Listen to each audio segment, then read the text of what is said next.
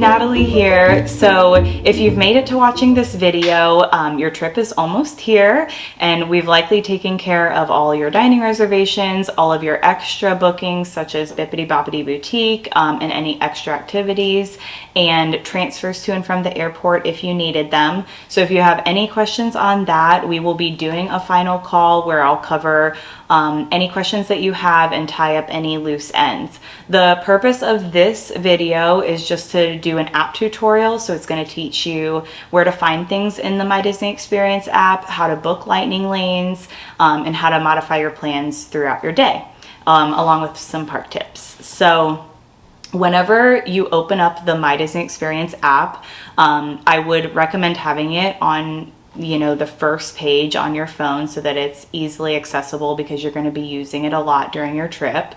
And definitely if you can open it up during this video, that would be super helpful. So whenever you open up the app, you are going to be on the home screen. You also might be on the menu. So if you're on the home screen, there's going to be 4 little balloons at the top, and it will say hello and your name. And then if you're on the menu, it's going to have white boxes and it will say welcome with your name. So I'm going to show you how to get to where you need to be from both screens. So on the home screen, if you scroll down under the lightning lane, kind of advertisements, underneath it will say upcoming plans, and then to the right of that, there will be a little blue link that says My Day. If you click on that My Day link, that's going to bring you to My Day and Tipboard. That's going to be split into 2 screens. Now, if you are on the menu, which on that bottom banner, there's 3 stacked lines on the bottom right of the screen. That is the menu. So you click on that, and you're looking for about 6 white boxes. Underneath that, you're going to see My Visit, Wait Times and Show Times, and My Day. So if you go ahead and click on the My Day screen, it's going to bring you to that same spot with the My Day and Tipboard. So once you get to My Day, this is where all of your plans for that day are going to be. So you may have been looking at your plans under Future Plans, and now they're going to disappear from Future Plans if it's day of, and they'll be under My Day. So if you need to modify any dining reservations or any lightning lanes, it's going to be from this screen. There is also a big box that you might see on there that says recommended activity, start here to plan your day. This is called the Disney Genie, and it's a free itinerary planning tool that the app provides that will give you suggestions throughout your day of things to do that have kind of like lower wait times. It's really not that helpful in my opinion, but the thing that it does that is a little bit helpful is it will pre-select your party for booking lightning lanes. So if you do the free itinerary planning feature, you'll have everybody automatically checked off when you go to book your lightning lane, which I do think is helpful. And then it will ask you what rides are most important to you. This is where I wouldn't get crazy with picking them, because basically what it's going to do is it's going to put them out of order at the top of the tip board. So I would only pick like one that you might be looking for. Otherwise, I would just skip that and just pre-select your party. So kind of an optional feature, but I just wanted you to know what it was. One more thing about the My Day screen is all of your lightning lanes for that day will be listed on there. And if you have recently changed something on the tip board, like say you got an earlier time for Tiana's Bayou Adventure and you moved it up a couple hours and you're not seeing that change on the My Day screen, you're going to want to pull down on that screen and refresh it manually to see the change. Just because I have a lot of clients text me and they're like, I don't see, it hasn't been changed yet. And a lot of times with the app, it just takes some manually refreshing to make it populate. That is pretty much it with the My Day screen. And before we go over to the tip board, I just want to talk about lightning lanes in general. So at Disney, there is a standby line and a lightning lane. And don't get tied up on the term lightning lane. All it means is it's just an expedited queue for that attraction. So the standby line is going to be the regular wait time if you were to just walk up to that ride and hop in line with no lightning lane or anything. Now, for the lightning lanes, the first type is called the Lightning Lane Multi-Pass. This lightning lane encompasses most of the rides in the park, and it costs between $20 to $30 per person per day. And once you buy the service 7 days before, you'll be able to pre-book 3 from the multi-pass category, and then you get to book once you use one. So you can always hold 3 at a time. This is what most families are going to choose to do, and then they will also use the single pass lightning lane in combination with that. So single pass lightning lane is your second type, and that is going to be your a la carte purchase lightning lane. So Disney basically has 1 or 2 rides in each park that they're like, all right, these rides are too popular to include with the multi-pass, so we're going to charge an additional fee to skip the line for this ride. So you can purchase one without the other, but you will be able to pre-book all of your single pass lightning lanes as well. And then the third type of lightning lane is called the Premier Pass lightning lane. This one runs between $170 to about $350 per person per day, depending on the park. And you do get a one-time pass for every lightning lane in the park. So all of the lightning lanes in the multi-pass and all of the lightning lanes in the single pass are included with that, but you can only ride the attraction once, and you can only buy it for 1 park per day. Now, if we toggle over to the tip board, which is on the left half of that screen, this is where you're going to be booking your lightning lanes day of. So you might see, if you're on the Magic Kingdom tip board, the first attraction is going to be the Barnstormer, and there's going to be a standby line banner that will have the wait time, and then there will be a banner underneath that says LL Multipass and then the little word select. If it says no multipass available, that just means it's booked up for today. So you'll click on select, you'll have your confirm your party screen, and then you'll click continue, and it's going to bring you to a summary page. That summary page is where you're going to see the time that they've assigned you.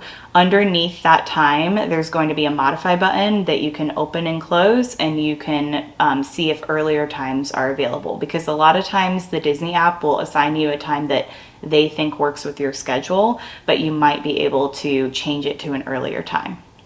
So the other thing on the tip board is, if you go back to the top of it, you'll see under the park, there's a little change park button. So if you weren't on the Magic Kingdom tip board, you can change the park to Magic Kingdom, and we'll look at that one for the examples. So on the tip board, the attractions are in alphabetical order, which I think is helpful to be able to find them.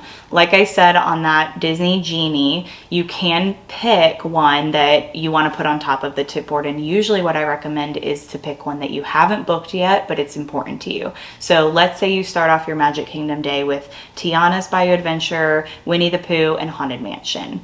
If you're like, all right, the next most important ride to us is Space Mountain, or the next most important ride to us is The Little Mermaid, or anything, you can select that's important to you on the free itinerary planning tool, and then it will put that ride at the top. That way you can easily search for it once you use one. The other thing I really want to show you is if a ride is completely booked up for the day. So a good example of this would be like Peter Pan, Jungle Cruise, Tiana's, Thunder Mountain. More popular rides are going to get booked up for the day quicker. If you're looking for that, you want to scroll down to the ride, and we'll just use Jungle Cruise as an example. So if you go to Jungle Cruise in the J's and you click on the little image of the ride, it will blow it up big, and then you click the white arrow in the top left back, and then you scroll all the way to the top of the tip board, refresh the page by pulling down, and it should bring you straight down to that attraction.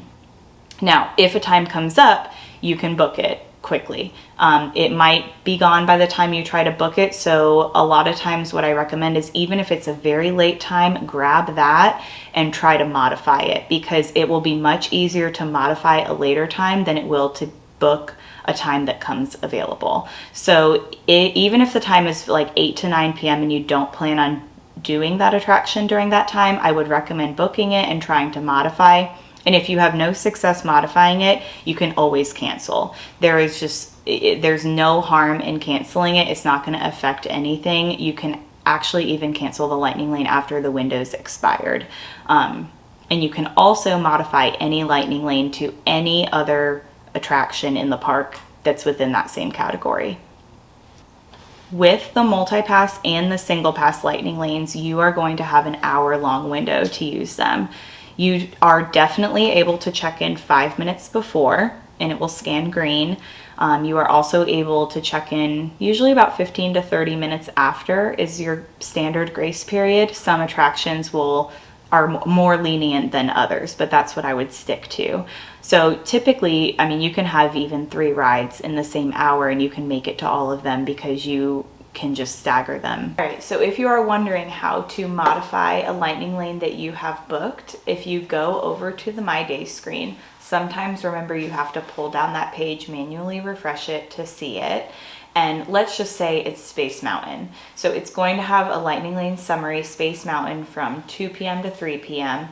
There will be 3 little blue dots in the top right of the box, and you'll click on those dots and it's going to give you an option to modify, an option to cancel, and an option to look at the party and manage the details. So if you want to modify it, you usually click Manage Details, and it will bring you to the modify or cancel screen. Now, if you want to modify it, you'll click modify, and then it's going to bring you to a screen that's going to have that lightning lane, that attraction up top with all the attractions in the park, all 4 parks actually listed underneath. So you can pull down on that page and refresh and see if an earlier time comes up. You can also click on the time and click back and do a back and forth clicking and see if an earlier time comes up that way. You don't have to do this. This is more like if you can do it for a couple minutes to see if an earlier time comes up, then great. If you can kind of shave an hour off of that waiting period for the lightning lane, but I don't want you to spend the entire day doing this because it will overwhelm you. And it is a little bit too much. So, but if you want to spend 2 minutes going to see if an earlier time comes up, then great. If you want to modify it to another ride in the park, you can also do so on this screen. If you want to cancel a lightning lane, you can click the cancel button and it won't automatically cancel for everybody. It will say, who would you like to cancel this for? So it will list everybody in your party. And if you're just canceling it for one person, you can go ahead and do that and then click confirm. So don't be afraid to cancel for someone if they're not going to ride. The other thing you can do if you're nervous to cancel it for everybody is you can have everybody check in for the ride and then it will show that lightning lane just for that one person, and you can go ahead and back and cancel it for them so that you can book another one for the whole party. The other thing about the multi-pass lightning lane is when you have your 3 rides pre-booked, your 1 from tier 1 and your 2 from tier 2, it does not matter which one is the first ride of the day. So even though, let's say Winnie the Pooh is your tier 2 selection at Magic Kingdom, if that's the first ride of the day, once you scan in for that ride, it unlocks the tiers so you can now book from any tier. It is very important that your whole entire party scans in for that first ride of the day because that is how the tiers get unlocked. You cannot cancel it for that person and then them still be able to book from tier 1. So if you're on there and you're like, oh, we really want to book Jungle Cruise, you're going to want to scan in for that first attraction. This is extremely important at Epcot because typically what people have is they have Remy's Ratatouille Adventure, and then they have 2 smaller rides like Living with the Land or Spaceship Earth, and then they are trying to book Frozen Ever After or Soarin', which are both tier 1 attractions. So in order to do that, you do have to check in for that first lightning lane of the day. And that first lightning lane of the day does not have to be Remy's. It can be Living with the Land, or it can be Nemo. So sometimes we book what we call burner attractions just so that like you might not need a lightning lane for them, but I want you to use it anyways because that will give you the ability to book from tier 1. If there is another scenario that you might not even get into your whole trip, but if a ride breaks down, they're going to give you an experience redemption pass, and it's going to give you a little notification that says we've made some changes to your lightning lane. And if you click on that, it's going to show you where you can use that pass. So you can always use it at the ride that you got it for. So let's say Frozen breaks down and you got a redemption pass for Frozen. You want to save that for Frozen and not use it on something smaller than that. So usually you can use it on Frozen, or you can use it on a smaller ride. You won't be able to use it for Remy's because that's another really popular ride. Now, if you get that pass and that's your first ride of the day, highly unlikely, but if that happens, you do need to scan in for a separate lightning lane. So scanning in for that experience redemption pass is not going to unlock the tiers for you. You will want to modify something or book a new lightning lane for something small that you can just use ASAP, because once your lightning lane converts to that redemption pass, you do have an additional lightning lane, because you have to think of that like that is no longer a booked lightning lane. Now it's like a kind of a free pass that you get, and you can go ahead and immediately book one if that happens to you. So the next thing I want to show you on the app is I want you to look at that bottom banner of icons, and next to the house there's a little teardrop location symbol, and I want you to click on that. It's going to bring you to a map that's going to default to wait times. I do think that this is very helpful to see where you are location-wise in the park and what you're closest to and what might have a low wait time that you could hop on in between lightning lanes. If you click on the bottom right, there's a show list button, and it's going to show it to you in a list form. Now, this list is going to be in chronological order of the lowest wait time to the highest wait time. And it's going to be for all 4 parks, which is very confusing. So I would do the filter button, which is in the top left. It says locations, and you're going to want to change the location to the park that you're at that day. So if you want to click on Magic Kingdom, that's fine. You click apply, and then you're going to see the list of Magic Kingdom attractions with their wait times. I do think that typically it's a little bit easier to look on the tip board, only because that's where you're going to be booking your lightning lanes, but this is also helpful, and it will show you everything, even some things that don't have lightning lanes. So the main thing that I love this screen for is at the top on that banner. If you scroll to the left, you're going to see a little Mickey character, and then it's going to say characters underneath. And if you click on that, that is going to show you a list of all of the characters meeting in the parks. Now, this is in real time, so if you check this in the morning, it's going to have a ton of characters, and if you check this at 11 p.m. the night before, you're not going to see any characters. So this is definitely something that you want to check day of, in the morning. If you click on the individual characters, you can see the times that they meet. So for example, Aladdin and Jasmine meet together, but Aladdin is the first one on the list, and it's going to say next appearance 2 p.m. and 3:05 p.m. only because of the time of day. His morning times have fallen off because this is in real time. So he probably had 2 more appearances today, but only 4 appearances for the whole day. So if they are characters that are super important to you and they only come out 4 times a day, you do want to prioritize them a little bit and notate their times and arrive about 10 minutes early. Because a lot of times what happens is the character comes out, everybody passing by hops in line, and then the line gets really long really fast and they cut it off. So if you know that Belle is going to be out in Epcot in France and you can get there 5 or 10 minutes early, you can hop in that line and kind of be ahead of the game. Now, I wouldn't do this with too many characters in one day because it does get a little bit overwhelming, but I would pick 1 or 2 that are really important to you or your kids and kind of notate their times and fit it within your schedule. Now, there are some characters, and if you go back, you can click on Ariel, for example, and she's there from 10 a.m. to 7 p.m. So she's kind of there all day. She starts at 10 a.m. There are also some characters that will be there from 9 a.m. to 9 p.m. So these characters don't require as much strategy because you kind of just have to eyeball the wait times and go when it's low, but it could be something that you could start your morning off with if it's very important. So, for example, in Epcot, meeting Anna and Elsa is very important to most people, so they start at 9:15. So typically I recommend that you go to early park entry, you can get on Frozen or whatever ride we chose together for you to do, and then you can go over to Anna and Elsa and line up and get ready for them at 9:15. Those people that skip early park entry, totally fine. I would just go straight to Anna and Elsa if that's important to you. So that is the characters screen. I also like this screen for entertainment. So if you go back to the list or the map, you'll see right to the left of characters is a little entertainment button. This is going to show you all of the entertainment that's going on in the park for that day and the times.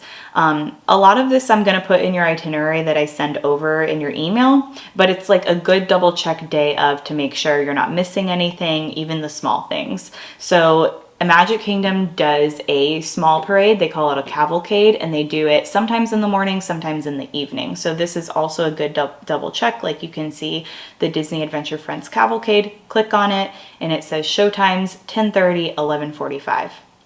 So that way, if that's something that you want to do, you're not all the way back in Fantasyland and then you miss it. The Disney Adventure Friends Cavalcade is cute. It has Moana and Pixar characters, but the main parade is going to be Festival of Fantasy, and that's definitely a must-do. The other thing you might find on this entertainment screen is things like when the Green Army Men march through Toy Story Land and just little things like that. So I really like to just check this maybe once a day just to see what's going on.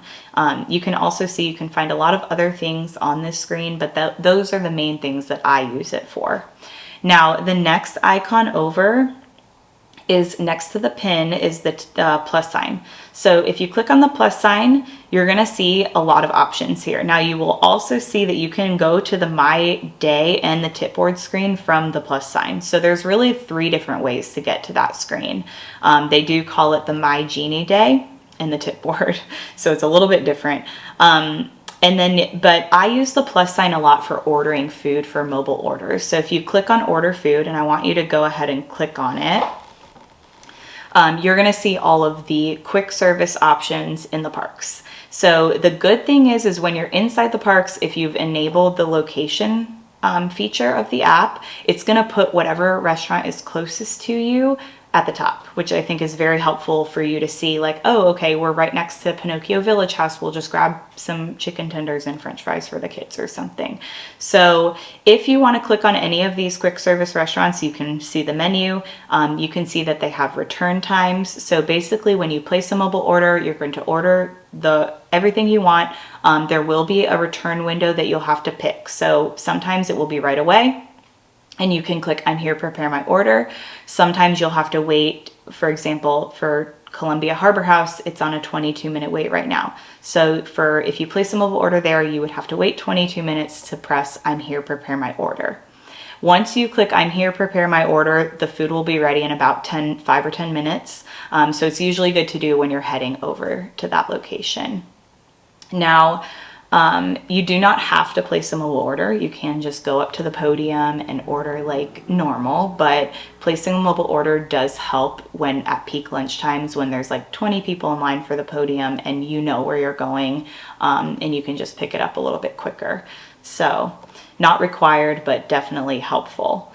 And then just as a reminder, this is just for quick service locations. So any like grab and go, there's a wide variety of them, but any table service locations will not be included on this screen because those require reservations and you probably have those already.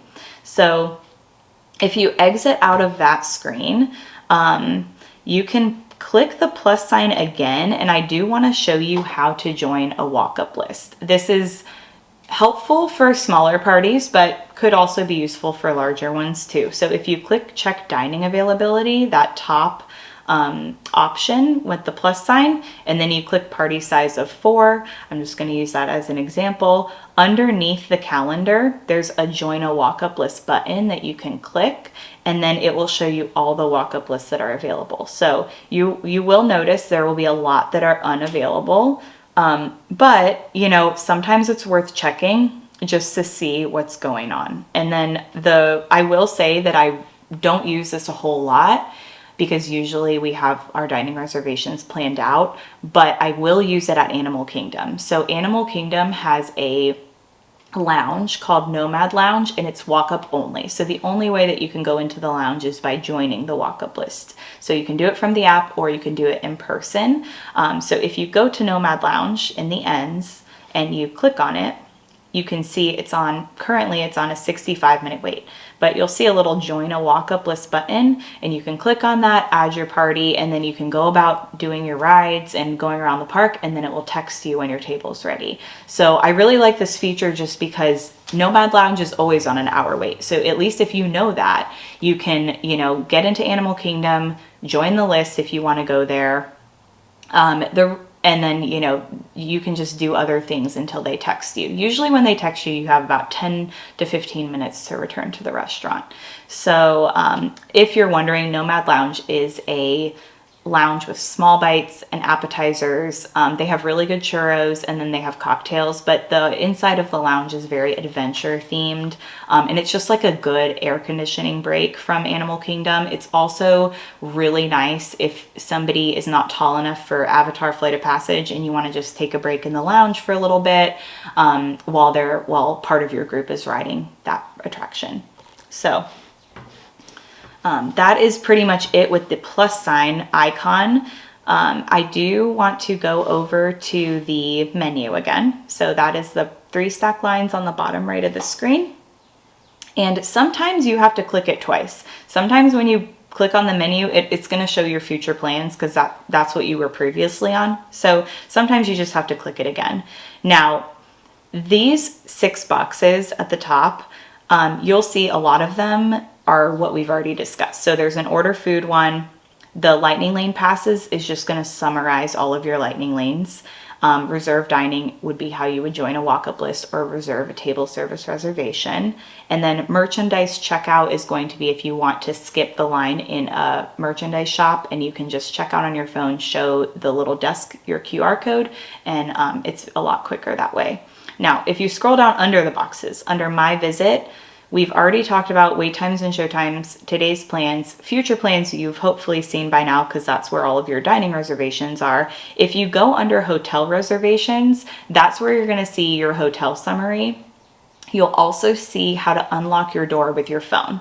So if you want to use that feature, you don't have to. They'll give you a room key as well, but you can, and it's a little bit easier. Like if somebody lost their room key, forgot it, you can do it from your phone as long as Bluetooth is enabled. You can also just scroll down and see all of the options here. There's park hours. There is a chat feature. If you have any issues with lightning lanes, if you don't use a single pass lightning lane that was an a la carte purchase, like say somebody wasn't tall enough, typically the chat feature will refund you if you just ask them. So, it can be useful for that. And you can always text me if you have any questions about that. The other thing I do want to point out is tickets. So under account, you're going to see an option that says set up Magic Mobile Entry. And that is going to add your ticket to your Apple Wallet. So you're not going to be using your ticket from the app, but you'll be using it like you were to use a movie ticket or a concert ticket from your Apple Wallet. You can add as many as you want. So you can add the whole family, and on the wallet, it will automatically bring it up when you go to the turnstiles. Then you can swipe to the left if you need to scan it for more than one family member. This can also be used at lightning lanes, and then it can be used at the front entrance. It will not open your hotel room door, so that's the only thing that it won't do. Now, if you have a Magic Band, those can be ordered up to 6 days prior to arrival, and that's gonna act as your ticket, your lightning lane, what you scan for lightning lanes, and your room key. And then you can also charge things back to the room from that. So it's kind of like an all-encompassing convenience factor. It's not required, but it does make things a little bit more convenient going around the parks. So I think we've covered about everything in the app. I do want to go over some park tips. So basically, I do want to go over what you can and can't bring into the parks. So Disney is very lenient with food and even like coffee, drinks, water bottles, all of that. You cannot bring any alcohol, obviously, but you can bring your coffee from the morning. You can bring like a whole to-go box of breakfast if you wanted to. So don't feel like you have to get rid of that before you hop on the monorail or before you enter the park, because you can bring it. You can't bring any glass containers. And then they say no loose ice, just because they need to be able to see what's in a cooler if you bring one. So if you bring like a lunchbox cooler, you can put ice into Ziploc bags from the resort, or you can bring ice packs. I do recommend bringing snacks for your kids just because it's very helpful when you're waiting in line and everything. They also obviously have snacks in the parks, but it's good to have some things on hand. What we usually do is we usually have a reusable grocery bag as a snack bag, and I put a bunch of snacks in there, and then hopefully at the end of the day it's empty and we can use that grocery bag to kind of put like any clutter that we've accumulated throughout the day before we get on the bus or any transportation if we were to have to fold the stroller. I will put in your itinerary a packing list, and it's going to have pretty much the necessities on there. If you are bringing a stroller, please bring a rain cover for the stroller because almost like 90% of the stroller parking is not covered. So if it's got like, if there's a stormy cloud outside and you're about to go on an attraction, you are going to want to cover up your stroller. Even if there's no forecast of rain, just because it rains a lot in Florida. If you are renting a stroller, you will likely be provided one for free. So don't worry about that. Some people bring ponchos, some people don't. I usually don't, and I usually just buy them there if it rains. If you want to bring them and they're small, you might as well throw them in your bag. A lot of people ask me if they should bring water bottles for each person. I think it's a really good idea to bring water bottles for the kids. Me personally, I don't want to carry around 4 water bottles, and they give you free water at any quick service location or any stand that has a fountain drink dispenser. So don't feel like you have to wait in the line for that. They usually have water cups lined up for people, and you can just go up to the stand, say, hey, can I have a couple water cups, please? And they'll usually give them to you. And then you can refill the water bottles, or you can just use them, you know, for yourself. So the other thing that I like to do occasionally, if it's convenient, is next to the baby center in the parks, there's going to be a first aid station. And in that first aid station, they do have big cups and a water dispenser that's cold and it's good. So if you are passing the baby center, you know, if you're in that area, you can always fill up your water bottles there too. So I do want to talk a little bit about early park entry and the shows at Disney. So early park entry starts 30 minutes before the park officially opens. Now, if you want to be successful with early park entry, you do have to get there usually 30 to 45 minutes before early park entry starts. So in everybody's itinerary, I always write what the ideal time to leave your resort that day is. And it's just a guideline. If you feel like you want to skip early park entry that day, you can ignore it. But if you want to be successful and there is something you want to do during early park entry, that would be the ideal time to leave, just so that you can get ahead of the crowds. What they typically do is they open the front gates a little bit early, and then they kind of let everybody line up for the attraction that they're going to or that area that they're going to.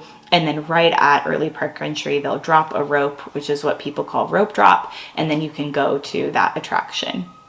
I will also include what attraction I think you should do. So based on what we have booked and what your interests are, I'm going to put what I think you should do during early park entry, which you can do, or you can just pick whatever you want, whichever sounds most fun to you.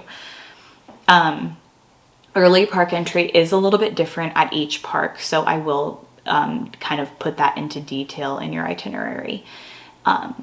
Okay, so parades at Magic Kingdom. There is a big parade it's usually at 3 p.m. or 12 p.m. and 3 p.m.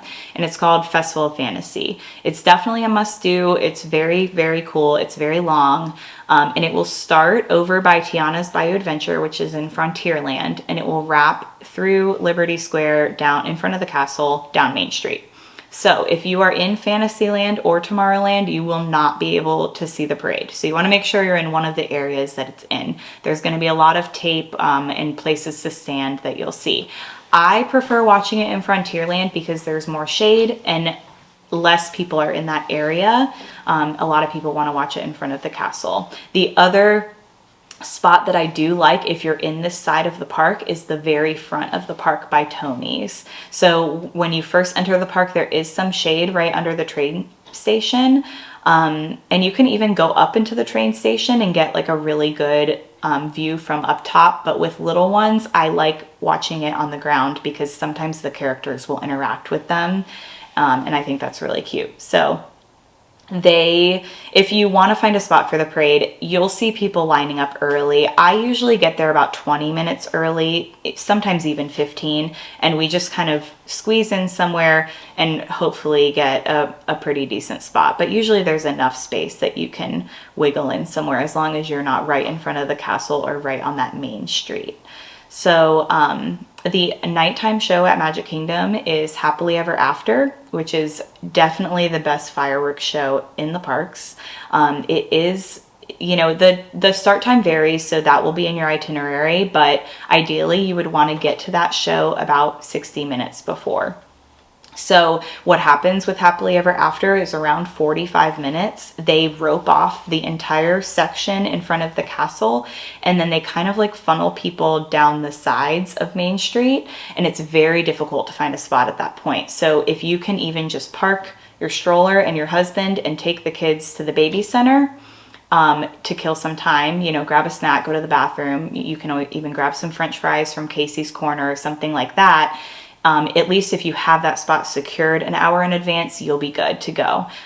This is only really if you want to see the projections on the castle. If you're okay watching the fireworks from a distance, you can always go back further. You just won't be able to see the projections and the pictures of like the storyline as well. The other nighttime show that is very popular is at Hollywood Studios, and it's called Fantasmic. So that is going to be like auditorium seating. There's going to be bleachers, which is kind of nice because you get to sit. And for that one, I would recommend getting there between 30 and 40 minutes early, just because there's a lot of stuff to do back there. Like you can get in there, there's concession stands, there's bathrooms, you know, so it doesn't hurt to get there early and get your spot. Now for Fantasmic, it occasionally will hit capacity. So it might not during your whole trip, but it might. And I've usually noticed that it hits capacity sometime between 20 and 30 minutes before. That just happened to me one time. So you know, if it is really important to you, I would try to get there around that 30-minute mark. Now, if you can kind of visualize going into Fantasmic, it's a long walkway back there. It takes you about like 7 minutes to just walk back there. And there is a cast member that tells you that the stroller parking is to your left. There's a walkway that's right behind them if you go straight, and it will lead you right to the right side of the auditorium, the outside amphitheater. And if you go up stroller parking and then you enter through the center, they're likely going to seat you on the left-hand side. And I would try to ask them if you can go to the right-hand side. So everybody for Fantasmic exits out of the right-hand side. So if you're on that left-hand side, it takes you a really long time to get out. And it also is a little bit, people know that it takes a really long time. So a lot of people get up early, and it kind of ruins the end of the show because people are getting up, they're kind of blocking your view. So I really, really like sitting on the right-hand side, and you don't have to be all the way over to the right. You can just be somewhere in that area, and it's a little bit of a better experience. But there is no bad seat for Fantasmic. You can pretty much see everything from any seat in the amphitheater.